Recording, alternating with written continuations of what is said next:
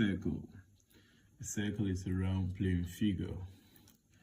That is to say that if I have a figure which is round like this, then we can say we have a circle, right? Now, given this circle,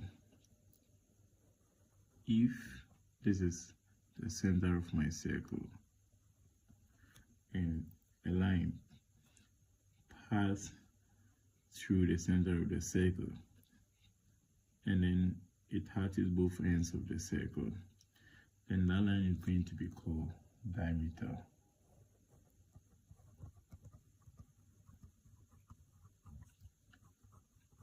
So the diameter move from one end of the circle to the other end such that it passes through the center of the circle, right? Now, if I have a line which moves from the center of the circle, touching any of the ends of the circle, then that line too is going to be called radius. Radius. Now, look at something here. The diameter touch through the center of the circle, touching both ends, but the radius move from the center or to an end of the circle, or move from an end to the center of the circle, right? Good. And again, if I have a circle and then probably this is my center, right? A line which touches both ends of the circle but does not pass through the center of my circle, it's going to be called a chord. Chord. And again, if I have another line which casts the ends of my circle, you know, this one touches exactly the ends of the circle, right? And if I have another line which casts the ends of my circle, you know, then that line is going to be called what? A secant. A secant. Again, if I have another circle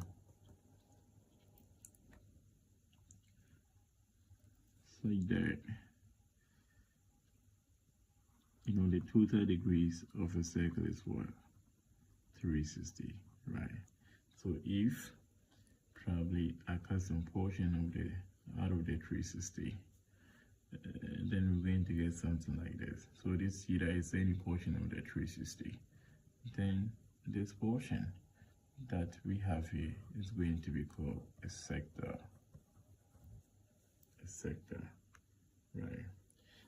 Again, one thing we need to note is that the distance around this circle, right? The distance around this circle, if it is a 2D shape, for instance, a rectangle or probably a square, we're going to say the perimeter. Okay, so the distance around a circle could either be called perimeter of the circle or the circumference of the circle.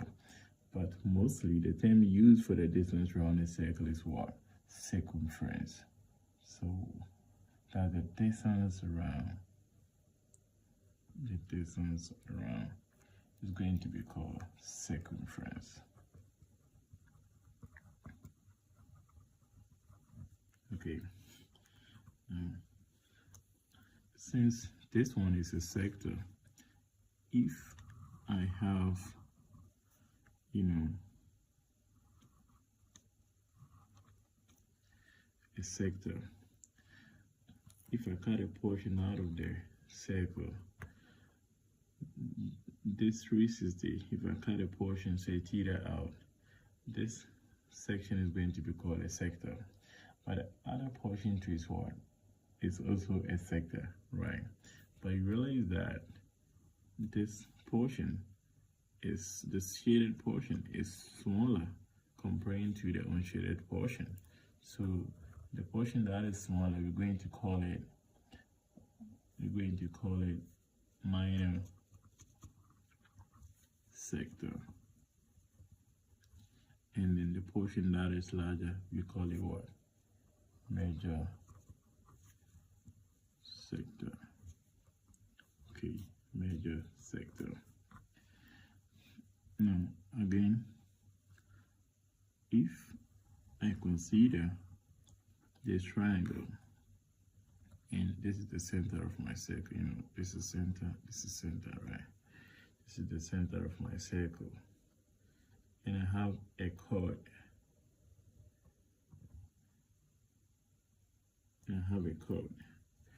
The space, or the space that is between this chord and, you know, this portion of the circle, the shaded portion, is going to be called a segment. A segment, right? Now, considering this segment, if I have this circle and I have this place to be my segment, the other portion that is left, the unshaded one, is also what? A segment. But you realize that this portion is, you know, smaller comparing to this what? Portion. So the portion of the segment that is smaller, you're going to call it minor segment. And the portion that is bigger, you're going to call it what? Major segment. Right? So having look at these terminologies in a circle, then we want to try to look at some relation between the diameter and radius, right? Diameter and radius, R, D. Considering this circle, we said if we have a line which passes through the center of the circle, then we're going to call it what? We're going to call it the diameter. From here, it's a line which passes through the center of the circle, so that it touches both ends of the circle is going to be called what? Diameter.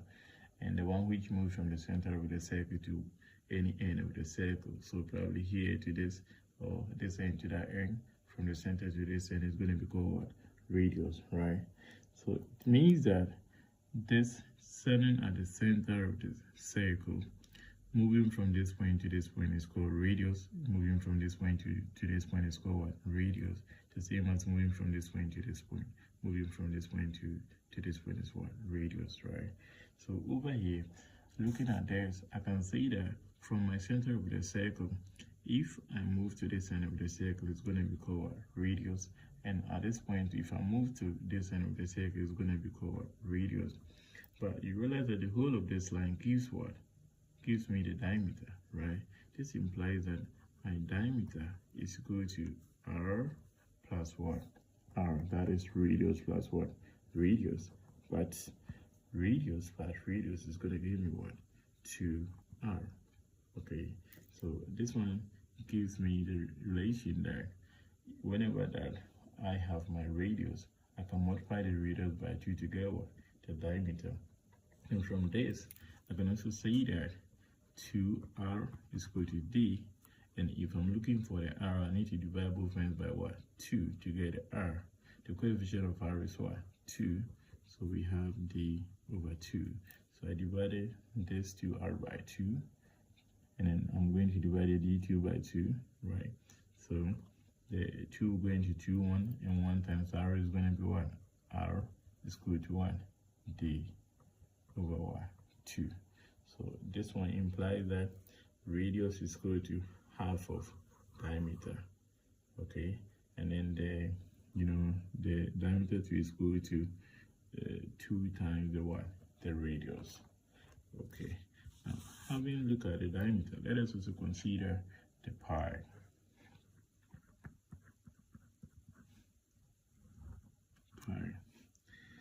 Given any circle, pi is always going to be equal to the circumference of that circle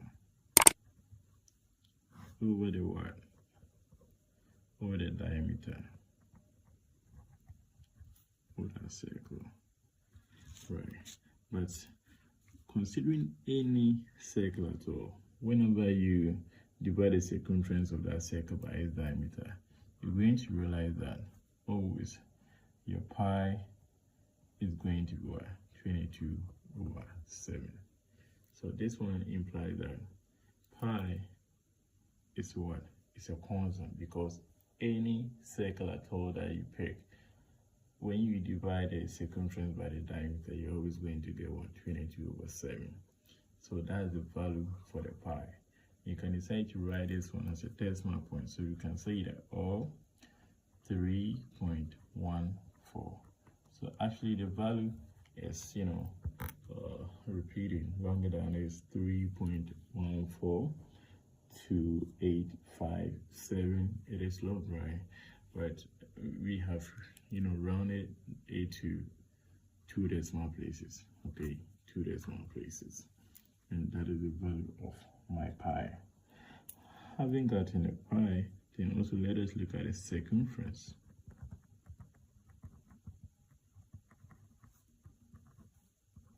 See, right now, considering the formula for the pi, we said pi is equal to what? Circumference, which is c over the what? The d. Then from this relation, we can make c the subject, where the c stands for what? The circumference. By multiplying both sides of the, this equation. It's an equation because of the equality sign, right? Can multiply both sides of the equation by what? D. So you're going to have pi times d will be equal to c, okay, over d times what? D. Multiply here by d, and multiply here too by d. I'm trying to eliminate this what? Denominator d. And here you realize that d will cancel what? D. And then we're going to have pi d over what? Sorry, pi d equal to c, because the d will cancel out what? The d. So therefore, my circumference is equal to 1 pi d. So the circumference of the circle is equal to pi d. But let us look at something. Because I know that diameter is equal to 2r, okay, I can also decide to say that since the diameter is equal to 2r, in place of the d in this formula, I replace the d with what? 2r, which is 2 times the radius, 2r. And the operation between them is what? Multiplication. So pi times 2r is going to give me 2 pi r. Okay, so this implies that the circumference of a circle could be equal to pi d or 2 pi r. Okay, now if I am given the diameter, then I just multiply my diameter by the pi, which is 22/7, to get my circumference of the circle. If I'm given a radius, I can just use the 2 pi r to calculate the circumference of what? My circle. And the last thing we want to look at is the area of the circle. Area. So the formula for the area of a circle is equal to pi r square. Okay, the formula for the area of a circle is pi r square. But circumference is a distance. Circumference means the distance around a circle. So the unit of the circumference is going to be either in meters, centimeters, kilometers, depending on the unit of the what? Measurement of our distance, right? But the area, area is measured in square units. So if the unit of our measurement is centimeters, then your unit of area should be centimeters square. If it is meters, it should be meters what? Square. If it is kilometers, it should be kilometers what? Square. Right. Thank you. If you find this video interesting, you subscribe to the channel for more research. Bye.